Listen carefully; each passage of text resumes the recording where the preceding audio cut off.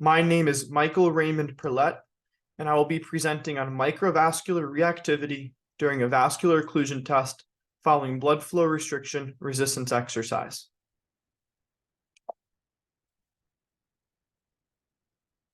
The basis for our study is as follows. Blood flow restriction, BFR, resistance exercise, is able to manipulate the vasculature such that we can induce muscle hypertrophy. Through the application of a low-load exercise stimulus, we have increased blood flow post-exercise to the exercising limb, we have increased angiogenic signaling molecules, and we have muscle protein synthesis and mTOR activation. Therefore, the chronic stimulus should lead to the eventual muscle hypertrophy. Following acute traditional resistance exercise, TRE, we see greater microvascular function. Following BFR exercise, we have increased muscle oxygenation and plasma lactate concentrations. And with resting BFR, we're able to improve the microcirculation. Therefore, with this in mind, and the current gap in literature surrounding the acute cardiovascular effects of blood flow restriction resistance exercise, we sought to evaluate the microvasculature. Specifically looking at microvascular reactivity, which during a vascular occlusion test, VOT, that involves the application, as per our study, an inflatable blood pressure cuff at the upper arm and upper leg with a near-infrared spectroscopy sensor placed just below each cuff, we were able to non-invasively derive skeletal muscle oxygenation, or SMO2, resaturation rate, and that's the line in red on the curve below.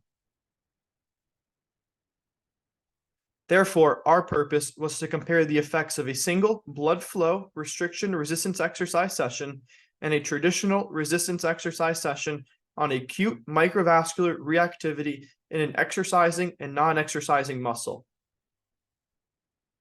So what is blood flow restriction? As per our study, it was the application of an inflatable cuff at both upper thighs. When inflated to an 80% arterial occlusion pressure, AOP, we have partial arterial inflow and a complete block of venous return. We also see the trapping of metabolites, and with exercise, that metabolite accumulation is even greater, such that we're able to induce cellular swelling and type 2 muscle fiber recruitment. And how do we measure skeletal muscle oxygenation? We use a Moxy-NIRS device. It's a sensor with continuous light wavelengths, which detects changes in the heme compounds of the microvasculature, again in our primary variable SMO2, which is the quotient of oxygenated hemoglobin and total hemoglobin. Where were our Moxy-NIRS sensors placed? At the non-exercising limb of the arm, we looked at the flexor carpi radialis at the forearm, and the sensor was placed at 1/3 the distance between the medial epicondyle of the humerus and the styloid process of the radius. For the exercising limb of the leg, the muscle of choice was the vastus lateralis, where the sensor was placed at 2/3 the distance from the greater trochanter to the distal patellar tendon. We recruited 25 apparently healthy college-aged adults. This comprised of 14 men and 11 women, all with intermediate to advanced resistance exercise experience. However, they lacked formal BFR experience. All participants underwent 1 repetition maximum barbell back squat assessment, and depth of the squat was considered when upper thighs were parallel with the floor, which also set the height of the box for all future exercise visits. Here I would like to demonstrate or display a visual representation of an original NIRS VOT tracing. Prior to the NIRS VOT, all participants underwent 15 minutes of supine rest. And as to remind ourselves, the NIRS VOT was conducted pre and post exercise. The NIRS VOT began with a 1-minute baseline period, where we then inflated both cuffs at the upper arm and the upper leg. Following a cuff inflation in blue, we had a 5-minute occlusion period, where we then derived slope 1 in pink, which was the greatest rate in change over a time course of 30 seconds following cuff inflation. Following the 5 minutes, we then deflated the cuff in green.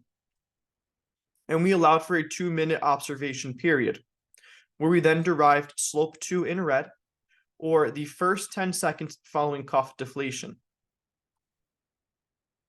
An overview of our methods. All participants arrived for a screening visit where they signed informed consent, completed various health questionnaires, anthropometrics were assessed, the 1 repetition maximum barbell back squat was assessed, and the arterial occlusion pressure for the blood flow restriction cuff was also assessed. And as per our 2 randomized counterbalance exercise visit sessions, there was a pre-exercise component, which involved 15 minutes of supine rest, and the pre-vascular occlusion test. The warm-up, which was general and specific. The general warm-up was 5 minutes walking at 4.8 kilometers per hour or 3 miles per hour on the treadmill. And the specific warm-up was 2 sets of 10 of body weight squats. And as per the exercise protocol, blood flow restriction involved 30% of their 1 repetition maximum, following 30, 15, 15, 15 for a total of 4 sets of 75 repetitions. The blood flow restriction cuffs were inflated to 80% arterial occlusion pressure, and all participants were allowed 1 minute of rest between each set. As per traditional resistance exercise, we use a 70% 1 repetition maximum, adhere to 4 sets of 10 repetitions, and 1 minute of rest between all sets. And post-exercise looked very similar to pre-exercise, such that there was 15 minutes of supine rest, followed by the post-vascular occlusion test. Descriptive statistics represented as mean plus or minus standard deviation. Inferential statistics used were separate 2 by 2, 2-way repeated measures ANOVA for condition and time.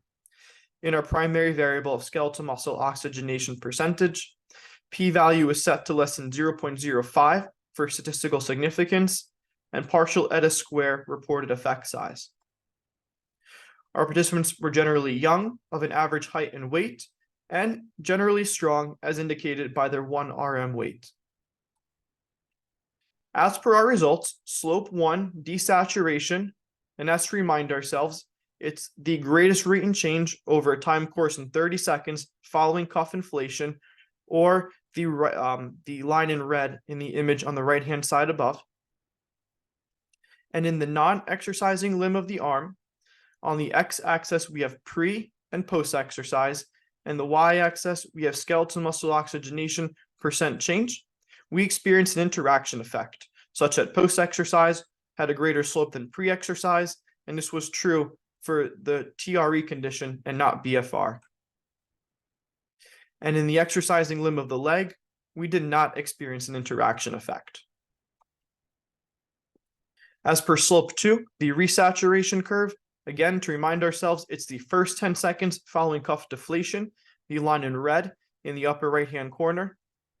In the non-exercising limb of the arm, we have on the x-axis pre and post-exercise, and the y-axis skeletal muscle oxygenation percent change. We did not experience an interaction effect.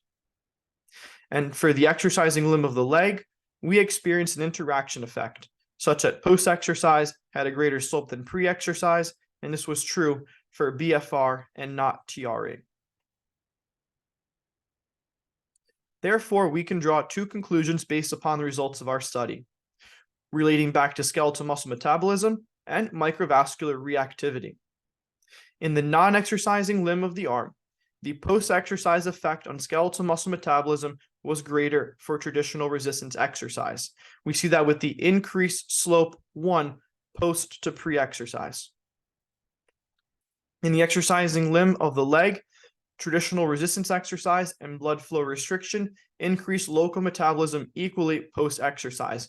We see that with the equal rate of change pre to post-exercise for both conditions. And as per microvascular reactivity, in the non-exercising limb of the arm, the post-exercise vascular effect is local and not systemic, right? There was no change to either blood flow restriction or traditional resistance exercise pre to post-exercise. And in the exercising limb of the leg, blood flow restriction, not traditional resistance exercise, resulted in acutely improved microvascular function post-exercise. We see that with the increased slope for blood flow restriction, pre to post, but no change for traditional resistance exercise. We would like to draw our conclusions beyond the scope of the study and look to apply them. Blood flow restriction resistance exercise is able to improve the acute microvascular function, which is a potential benefit to those seeking muscle hypertrophy requiring angiogenesis. And traditional resistance exercise may benefit those seeking body composition improvement through improved metabolism.